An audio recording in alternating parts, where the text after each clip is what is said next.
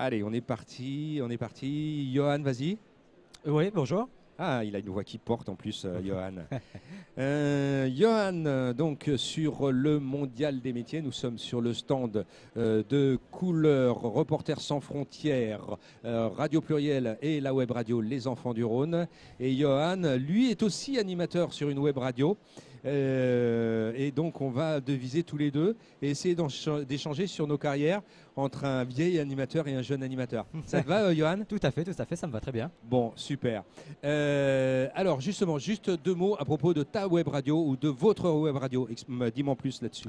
Eh bien, j'ai essayé de faire une nouvelle web radio, c'est-à-dire diffuser que des hits du moment. Donc, tous les tubes préférés de chaque auditeur. Donc après, il y a des Alors animateurs. attends, je voudrais comprendre. Ça veut dire que ton projet, c'est toi qui l'as monté? Oui, C'est ton idée à la tout à base? fait. Ok. En termes de diffusion, ça veut dire que les auditeurs t'envoient des suggestions de morceaux Voilà, et tu les intègres dans la playlist. c'est ça, tout à Ok. fait.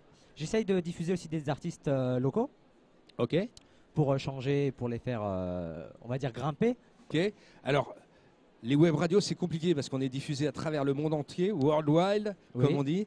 Et tu me parles d'artistes locaux. C'est locaux d'où? De notre département, justement, de l'Isère. Comme ça, De l'Isère. Alors voilà, Voilà. parce que tu es installé à la Côte-Saint-André. Tout à fait. Tout à fait. Voilà. Donc nous essayons de développer pour les faire, comme je dis, grimper en échelon. Donc et puis ça marche pas mal. Ça marche pas mal. Et puis niveau édition, nous sommes pas mal aussi. Donc je suis très fier de ce projet. Super. Ça fait combien de temps que tu as démarré? Officiellement, ça fait 2 ans à peine, mais je suis dans la radio depuis plus de 3 ans et demi. Super. J'ai cru détecter un glissement entre le je et le nous au niveau du projet. Oui. Tu es toujours tout seul ou vous êtes plusieurs maintenant? Non, non, à la base, j'étais avec mon ami Jocelyn. Qui est juste à côté de toi. Voilà, tout à fait. Mais après, par manque de temps, il a préféré arrêter. Et bon, moi, j'ai préféré continuer. D'accord. Ok. Qu'est-ce qui t'a donné envie? Je te pose la question et je vais l'orienter d'autant plus. Moi, je fais pas mal d'ateliers radio Oui, avec des jeunes dans des structures, dans des collèges, dans des lycées, dans des MJC. oui. Et bien souvent, quand j'arrive pour présenter la web radio, les jeunes me disent ouais, mais à quoi ça sert d'apprendre la radio? Nous, on a YouTube, on a Twitter, enfin la radio, on n'écoute plus quoi. Ouais. Qu'est-ce qui fait que toi, tu as eu envie de t'orienter vers ce média de vieux?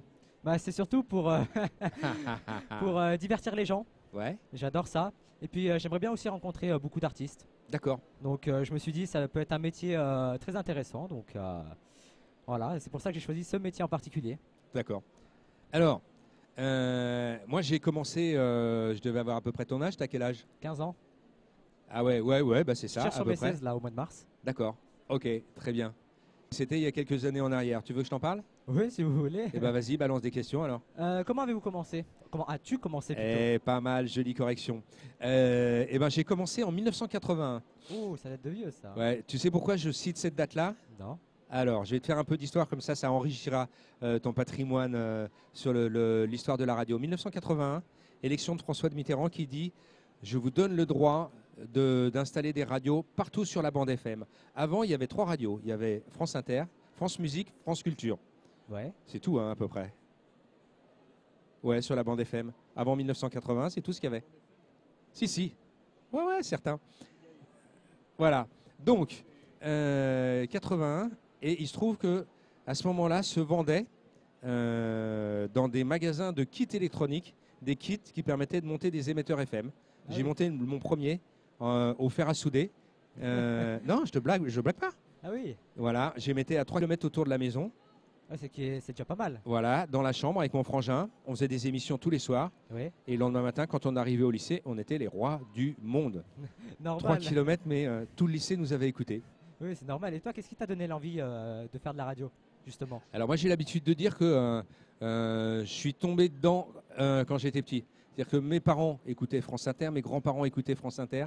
Donc j'ai été bercé par la radio tout petit. Oui. Et quand j'avais ton âge, alors je vais te faire une confidence maintenant qu'on est en public et sur les ondes, souvent ce qui se passait c'est que quand j'allais aux toilettes, j'adorerais m'imaginer soit dans la position d'intervieweur, soit d'artiste interviewé. Ah oui, Et je crois que mon goût, il est venu comme ça. d'accord. Voilà. Ok, bah, très bien. Voilà.